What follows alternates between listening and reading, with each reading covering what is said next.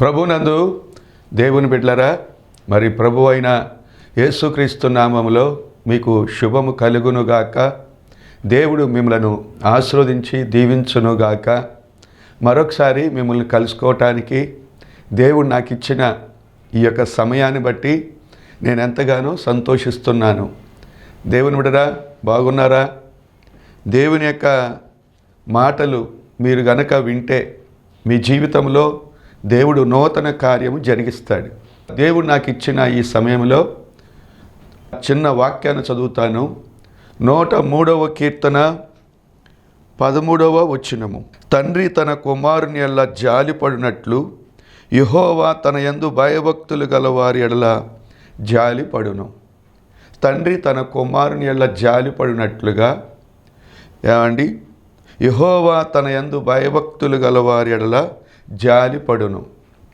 దేవుని బిడ్డరా, ఇక్కడ తండ్రి కుమారులను మనం చూస్తున్నాము. తన కుమారుని ఎడల తండ్రి జాలిపడినట్లుగా ఎవరైతే దేవుని యందు భయభక్తులు కలిగి ఉంటారో వారి ఎడల దేవుడు జాలిపడతాడట. దేవుని బిడ్డరా, మన యొక్క జీవితాల్లో శ్రమలో ఉన్నప్పుడు, బాధలో ఉన్నప్పుడు, కష్టాల్లో ఉన్నప్పుడు, నలిగిపోతున్నప్పుడు ఎవరైనా నాకు జాలి చూపించేవారు, నా ఎడల అమ్మా ఈ సమస్య ఎలా ఉంది నీకు అని ఎవరైనా ప్రేమగా జాలిగా పలకరించాలని ఆదరించాలని చాలామంది అంటూ ఉంటారు. దేవునిరా, శ్రమ గుండా వెళ్తున్నప్పుడు, యోబు గారు కూడా శ్రమల గుండా వెళ్తున్నప్పుడు ఆయన నా నిమిత్తం జాలి పడితే మంచిది అనుకున్నాడట. ఎందుకంటే దేవుని యందు భయభక్తులు కలిగిన వాడు, చెడుతనాన్ని విసర్జించినవాడు, యథార్థవంతుడు, ప్రార్థనాపరుడు, దేవుని ఎడల అచంచలమైన విశ్వాసం కలిగినవాడు. ఇక్కడ దేవుని వాక్యంలో ఒక మాట ఉంటుంది. యోబు గ్రంథం 19:21లో దేవుని హస్తము నన్ను మొత్తియున్నది, నా మీద జాలిపడుడి. స్నేహితులారా, నా మీద జాలిపడుడి. ఈ విధంగా నేను శ్రమలో ఉన్నాను. తన 3 స్నేహితులతో చెప్తున్నాడు, నా మీద జాలి పడండి అని. ప్రతి ఒక్కరి ఆశ అదే. దేవునిరా, ఎవరైతే యేసు ప్రభు యొక్క రక్తముతో దేవుని యందు విశ్వాసం ఉంచి ఆయన రక్తముతో ఎవరైతే కడగబడి పరిశుద్ధంగా నీతిగా బ్రతుకుతూ ఉంటారో దేవుడు వారికి తండ్రిగా ఉంటాడు. దేవుని యందు ఎవరైతే భయభక్తులు కలిగి ఉంటారో వారు దేవుని కుమారులుగా ఉంటారు.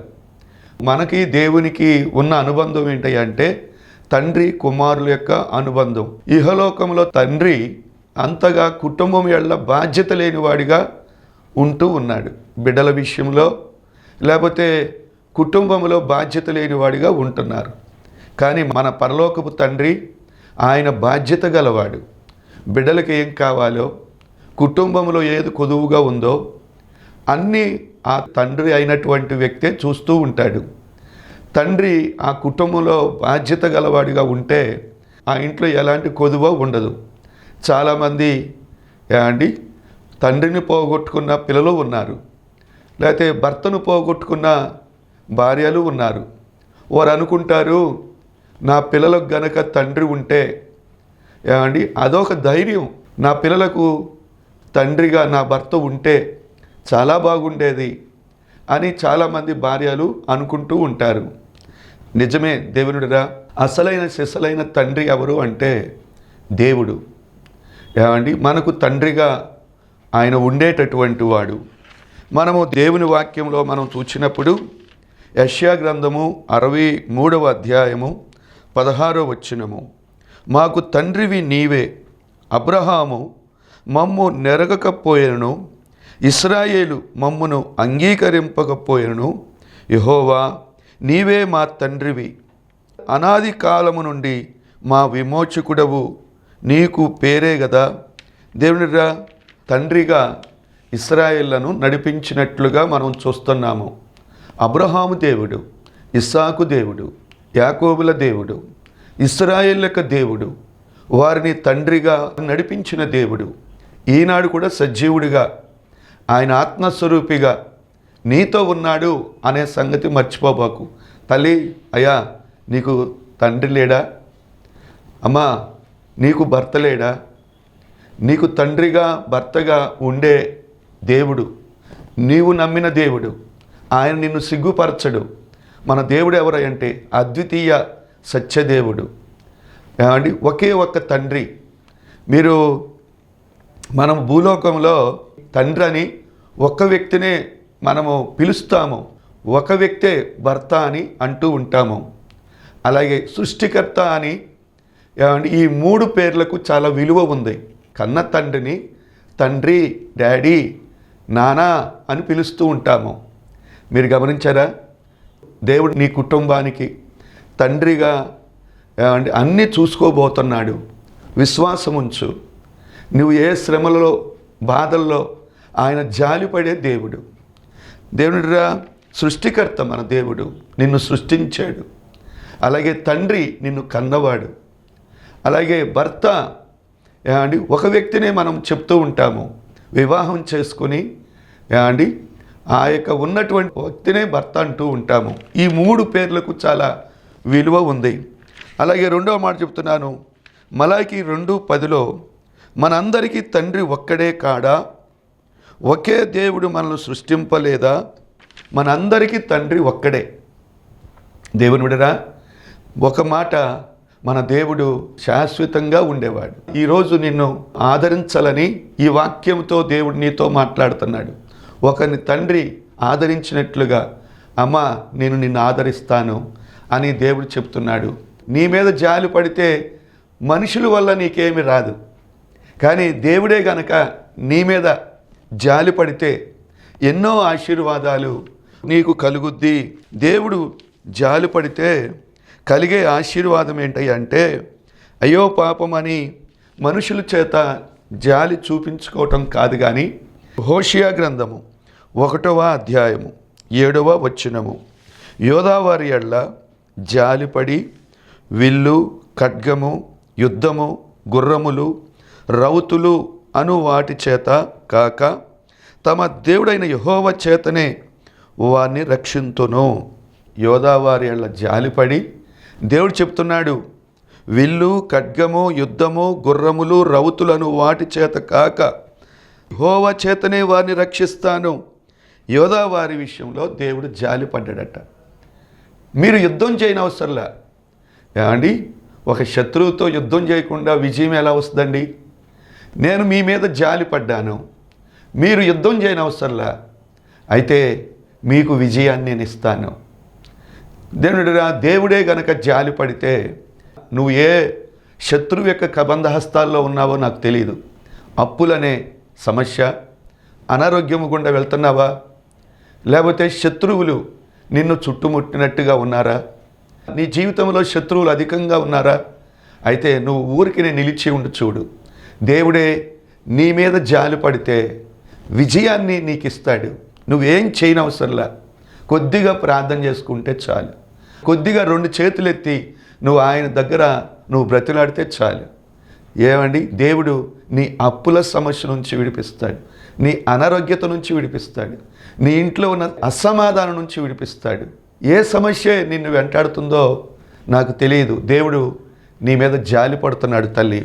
రెండవ మాట చెప్తున్నాను, దేవుడిరా నువ్వు వాక్యం వింటూ, వాక్యం చదువుతూ, ప్రార్థన చేస్తూ ఉంటే నీ బంధకాలన్నీ విడిపడిపోతాయి.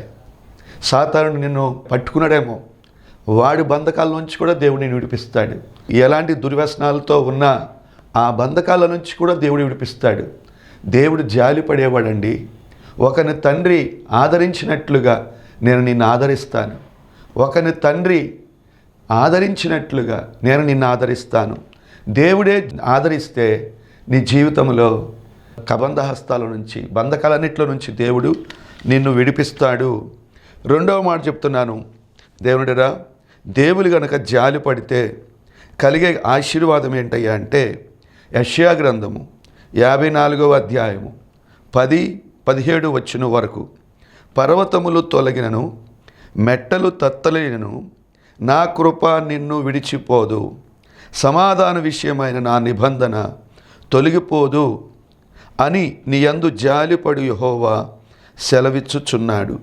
దేవుడు జాలి పడితే జరిగేది ఏంటి అంటే, యెషయా గ్రంథము 54వ అధ్యాయం 11, ప్రయాసపడి గాలి వాన చేత కొట్టబడి ఆదరణ లేక ఉన్నదానా, నీలాంజలముతో నీ కట్టడములను కట్టుదును. తల్లి, నీ జీవితంలో గాలి వాన చేత ఏమండి, నడి సముద్రం అనే ఈ లోకంలో గాలి వాన చేత వ్యక్తిగతమైన జీవితంలో నువ్వు కొట్టబడుతున్నావా? నిందల గుండా వెళ్తున్నావా? అవమానం గుండా వెళ్తున్నావా? పేదరికం గుండా వెళ్తున్నావా? అన్నిట్లో నుంచి దేవుడు చెప్తున్నాడు, నీ జీవితాన్ని నేను కడతాను. హృదయంలో గాయాల చేత, వేదన చేత, కన్నీటితో గడుపుతున్నావా? నీ యొక్క ఇంట్లో ఉన్న సమస్యను బట్టి దేవుడు ఒకని తండ్రి ఆదరించినట్లుగా, జాలి చూపించినట్లుగా నీ ఎడల ఆయన జాలి చూపించబోతున్నాడు. దేవుడే గనక జాలి చూపిస్తే నీ పరిస్థితి ఎలా ఉంటుంది అంటే, నీలాంజలములతో, ఒకటి రత్నాలతో, ముత్యాలతో ఒక స్థిరమైన కట్టడముగా దేవుడు పడిపోకుండా, ఏమండి, స్థిరమైన కట్టడముగా దేవుడు రత్నాలు వైఢూర్యాలతో, ఏమండి, నీలాంజనములు, రత్నాలు, అలాగే ఏమండి ముత్యాలతో దేవుడు నిన్ను కట్టబోతున్నాడు. తల్లి, దేవుడు జాలి చూపించేవాడు, కనికరము చూపించేవాడు, కృప చూపించేవాడు. కొద్దిగా నువ్వు ఆయన కుమార్తెవుగా, నువ్వు కుమారుడుగా నువ్వు ఆయనకు ఉంటే, ఒకని తండ్రి ఆదరించినట్లుగా నేను నిన్ను ఆదరిస్తాను. దేవుని యొక్క వాక్యంలో మనం చూచినట్లయితే, దేవుడురా గాలి వాన చేత ఆదరణ లేక జాలి చూపిస్తాడు. ఒకని తండ్రి కుమారుని అలా జాలి చూపించినట్లుగా దేవుడు నీ మీద జాలి చూపించాలని కోరుకుంటున్నాడు. దేవుడురా, ఒకటి దేవుడే కనుక జాలి చూపిస్తే నీ జీవితంలో ఊరికనే నిలిచి ఉండి చూడు, యుద్ధం చేయనవసరంలా, దేవుడు అన్నిట్లో నుంచి నిన్ను విడిపిస్తాడు. 2, దేవుడే గనక నీ జీవితంలో జాలి చూపిస్తే నిన్ను ఒక కట్టడముగా కడతాడు, నీ కుటుంబాన్ని కడతాడు, నీ ఆత్మీయ జీవితాన్ని కడతాడు. నీవు మానసికంగా కృంగిపోతూ ఉంటే నీలాంజలముతో నిన్ను కట్టబోతున్నాడు. 3వది ఏంటి అంటే, దేవునిరా, చాలామంది పిల్లల విషయంలో కృంగిన వారిగా ఉంటున్నారు. మరొక మాట ఏంటి అంటే, నీ పిల్లలందరూ యెహోవా చేత ఉపదేశము నొందుదురు, నీ పిల్లలకు అధిక విశ్రాంతి కలుగును.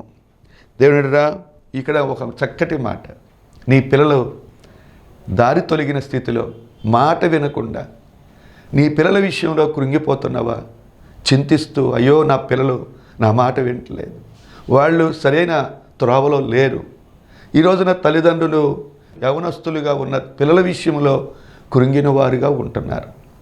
తల్లి, దేవుడే గనక నీ మీద జాలి చూపిస్తే, దేవుడు చెప్తున్నాడు, నీ పిల్లలకు నేను ఉపదేశం చేస్తా, వారు నడవవలసిన మార్గాన్ని నేను వారికి బోధిస్తా, వారిని నేను కంట్రోల్లోకి తీసుకుంటా, వారిని నడిపిస్తా. చూడు, దేవుడు అద్భుతాలు చేయలేదా? దేవుడురా, సౌలుగా ఉన్న వ్యక్తిని పౌలుగా మార్చలేదా? యాకోబు అనేటటువంటి వ్యక్తిని ఇశ్రాయేలుగా మార్చలేదా? నీ జీవితంలో నీ పిల్లల విషయంలో కూడా ఆయన బాధ్యత తీసుకోబోతున్నాడు.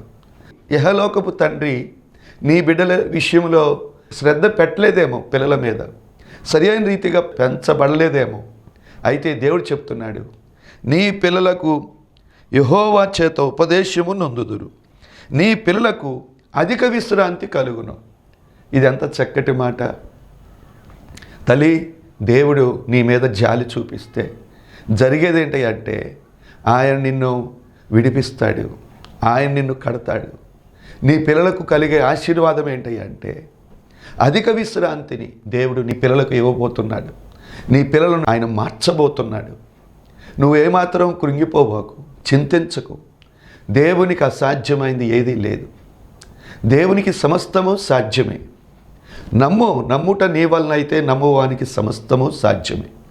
నువ్వు నమ్మితే దేవుని మహిమ చూస్తావు. దేవుని మీద నీ భారం వేసేయి. నీ యొక్క సమస్యలు శ్రమ గుండా వెళ్తూ ఉంటే అన్ని సమస్యలు దేవుని మీద వేసి నువ్వు ప్రశాంతంగా ఉండాలి. దేవుడు చూసుకుంటాడు. మన దేవుడు సజీవుడండి. ఆయన ఉన్నవాడు. ఆయన నిన్న నేడు ఏకరీతిగా ఉన్న దేవుడు. మా తండ్రి గారు, తల్లి గారు అండి ఆ యొక్క పల్లెటూరు ప్రాంతంలో, ఆ యొక్క సగ్గూరు, చొప్పరమట్ల, కల్టూరు, తట్రై, నర్సింగపాలెం, ఆగిరిపల్లి, మెట్లపల్లి, వీరప్రాణిగూడెం, బండారుగూడెం అలాంటి ఏరియాలో దేవుని పరిచయం చేశారు. కటికి పేదరికాన్ని వారు అనుభవించారు.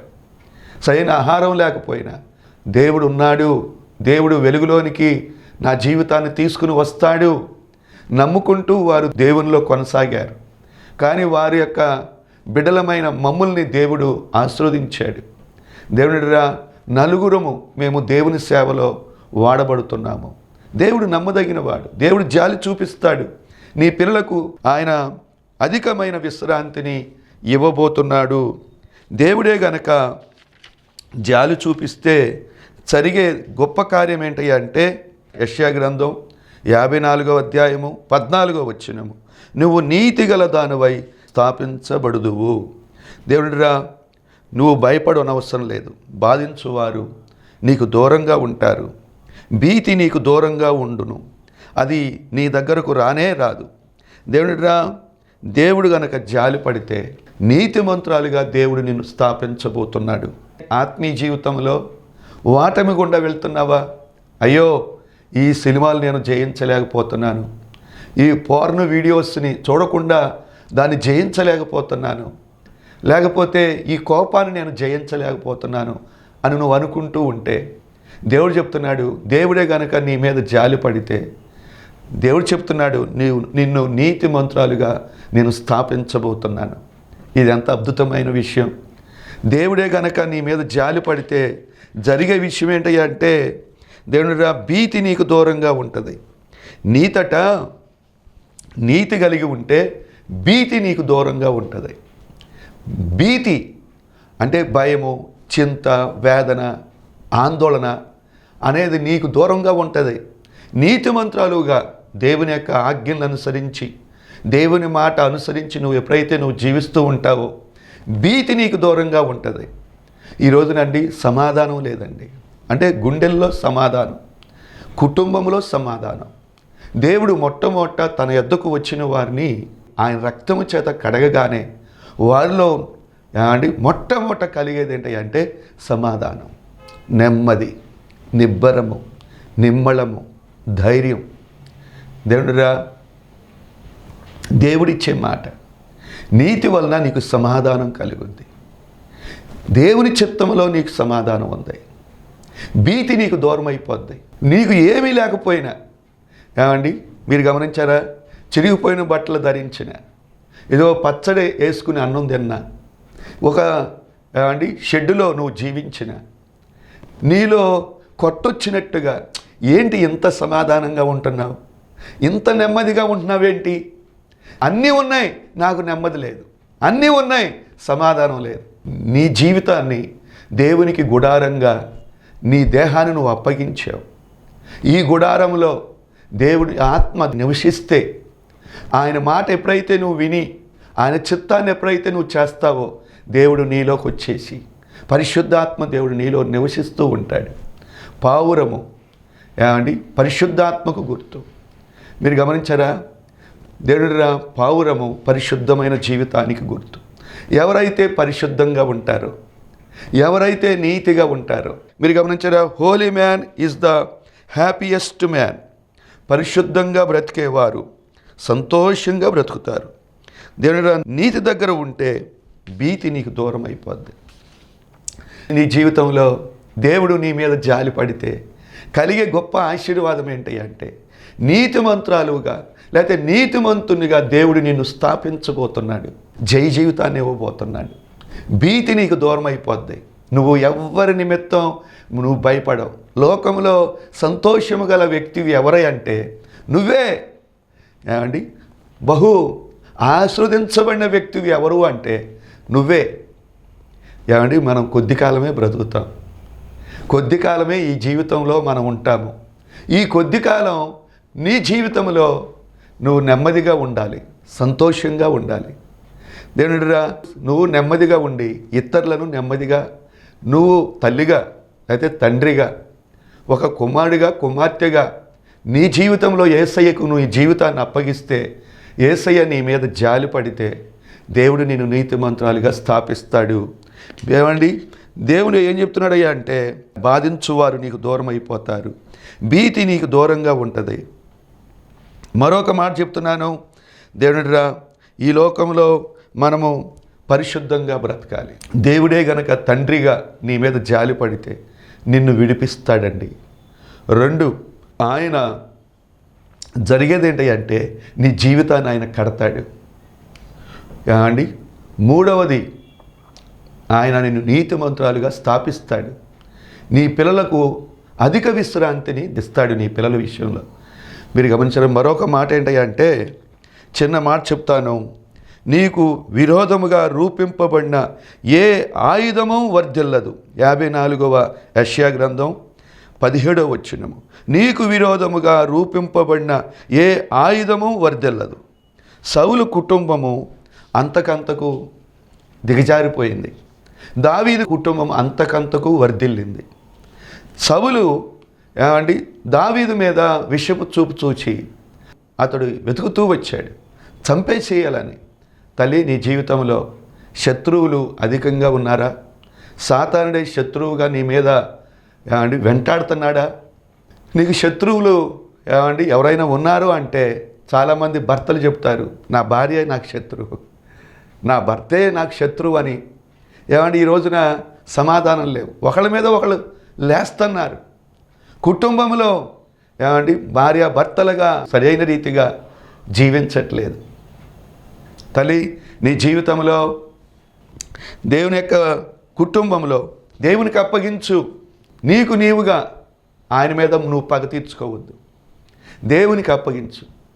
ఎవరైనా నీ తోడుకోడలో, నీ అత్తో, నీ కోడలో, లేకపోతే నీ యొక్క ఇంటి ప్రక్కన ఉన్నవాళ్ళు నీకు విరోధంగా లేచారా, అయితే ఆ విషయాన్ని దేవునికి అప్పగించు. సౌలండి, దేవుని ఆత్మ తొలగిపోయింది. దేవుడు సౌలునే అండి దావీదుకి అప్పగించాడట 2-3 సార్లు. కానీ యెహోవా అభిషేకించిన వ్యక్తిని నేను ముట్టను అని దూరంగా ఉన్నాడట. తల్లి, నీ జీవితంలో దేవుడు నిన్ను వర్ధల చేయాలని అనుకుంటున్నాడు. సౌలు ఏమండి ఆ యొక్క దావీదు మాత్రము క్రమక్రమముగా హెచ్చించాడు, దేవుడు వర్ధిల్లింపజేశాడు. ఏమండి ఆయన దావీదును వర్ధల చేశాడు. చివరికి ఒక రాజుగా దేవుడు క్రమక్రమముగా దావీదును వర్ధల చేశాడు. నిన్ను వర్ధల చేస్తాడు. విరోధముగా రూపింపబడిన ఏ ఆయుధము వర్ధిల్లదు. ఏమండి సౌలు ఆ యొక్క పరిగెత్తాడు దావీదు మీద, కానీ చంపగలిగాడా అంటే దావీదుని ఏం చేయలేకపోయాడు. కారణం, దేవుడు దావీదుకు తోడై ఉన్నాడు. నీ శత్రువులు నిన్నెవరూ ముట్టలేరు. నిన్ను ముడితే దేవుని కనును ముట్టినట్లే. ధైర్యంగా ఉండు, ఎవ్వరూ నీకు శత్రువులు కాదు. ప్రార్థన చేయి. 2వది, దేవుని విడరా, నువ్వు తండ్రికి నువ్వు దూరంగా ఉంటే, ఏమండి తండ్రి అయిన దేవునికి నువ్వు దూరంగా ఉంటే, తప్పిపోయిన కుమారుడిలాగా నువ్వు దేవునికి దూరంగా ఉంటే, ఇప్పుడే నువ్వు దేవుని సన్నిధిలోకి వచ్చేసేయి. నీ పాపములన్నీ కూడా ప్రభు దగ్గర ఒప్పుకో, పశ్చాత్తాపడు. అయ్యా, నా తండ్రిగా నువ్వు నాకు కావాలి. ఏమండి నేను ఇంతకాలం నీకు దూరమైపోయి పందులు తినే పొట్టును ఆశిస్తూ వచ్చా. నాకొద్దిక లోకం నాకొద్దు, ఈ పాపం నాకొద్దు. దేవుని దగ్గర నువ్వు చేసిన పాపములన్నీ కూడా ఒప్పుకో, పశ్చాత్తాపడు. ఈరోజే దేవుడు నీకు తండ్రిగా ఉంటాడు, ఆయనకి నువ్వు కుమారుడుగా ఉంటావు. ఎప్పుడైతే తండ్రి దద్దుకు వచ్చాడో తప్పిపోయిన కుమారుడు వెంటనే కౌగిలించుకున్నాడు, మెడపై ముద్దు పెట్టాడు, తండ్రి ప్రేమను కుమారుడి వల్ల చూపించాడు. ఏమండి బాగా స్నానం చేయించి నూతనమైన వస్త్రాలు తొడిగించాడు. దేవునిరా క్రొవ్విన విందు ఏర్పాటు చేశాడు. సమాధానం అనే జోడు, అధికారమైన ఉంగరాన్ని ఆయనకి తొడిగించాడు. ఏమండి గొప్ప సంగీత సునాదాలు, క్రొవ్విన విందు, ఎంతో గొప్ప ఆనందంతో తండ్రి సముఖములో నా కుమారుడు తప్పిపోయి నా కుమారుడు వచ్చాడు, తొలగిపోయి నా కుమారుడు వచ్చాడని తండ్రి ఎంతో సంతోషంతో నింపబడ్డాడు. ఆయన నీకు తండ్రిగా ఉండాలని, నీ మీద ఆయన జాలి చూపించాలని జాలిగా నీ మీద ఎదురు చూస్తున్నాడు. దేవుని బిడ్డలారా, నువ్వు దేవుని వైపు తిరుగు, దేవుడు నీ తట్టు తిరుగుతాడు. నువ్వు ఆయన ఎద్దుకు రా, ఆయన నీ ఎద్దుకు వస్తాడు. నువ్వు ఆయన తట్టు చేతులెత్తు, సహాయం పైనుండి దేవుడు నీకు ఇస్తాడు. దేవుడు ప్రేమ గలవాడు, ఆయన ప్రేమస్వరూపి. మనల్ని ఇంతగా మనల్ని ప్రేమిస్తూ ఉన్నాడు. మన దేవుడు నీ కొరకు ప్రాణం పెట్టాడయ్యా. అయ్యా, నీ కొరకు మరణించాడయ్యా, నీ కొరకు ప్రాణం పెట్టాడు. ఆ ప్రేమను నువ్వు మర్చిపోవద్దు. ఈరోజే, ఇప్పుడే దేవుని తట్టు తిరుగు. ఆయన నీకు తండ్రిగా ఉండాలని నిన్ను ఆయన ఆదరించేవాడు. ఆయనందు భయభక్తులు కలిగి జీవించు. దేవుడు నిన్ను ఆస్వాదించి దీవించునుగాక. ఈ 5 రకాలైన ఆశీర్వాదాలు దేవుడు నీకు అనుగ్రహించునుగాక. ప్రార్థన చేద్దాం. తండ్రి, నీ నామాన్ని బట్టి నీకు స్తోత్రాలు. నాయన, ఈ యొక్క సమయంలో నీ బిడ్డలు నీ వాక్యము విన్నారు. ఆ వర్తమానము దీవెనకరంగా మార్చు. విన్న బిడ్డలు తెప్పరిల్లునుగాక. వారి జీవితాల్లో గొప్ప సమాధానము కలుగునుగాక. వారి బంధకాలు త్రెంచబడునుగాక. నీ జీవితంలో నీతిగా నీ బిడ్డలు స్థాపించబడునుగాక. భీతి వారు దూరంగా పారిపోవునుగాక అని ప్రార్థిస్తూ విన్న బిడ్డలకు మేలు దీవెన దయచేయమని యేసు నామమున అడిగి పొందుకొని ఉన్నాము తండ్రి. ఆమేన్. తండ్రి, కుమార, పరిశుద్ధాత్మ దేవుని యొక్క సన్నిధి దేవుడు మీ అందరికీ తోడై ఉండునుగాక. దేవుని కార్యాలు మీ జీవితంలో దేవుడు జరిగించునుగాక. దేవుడు మిమ్మల్ని ఆశీర్వదించి దీవించునుగాక. ఆమేన్, ఆమేన్, ఆమేన్.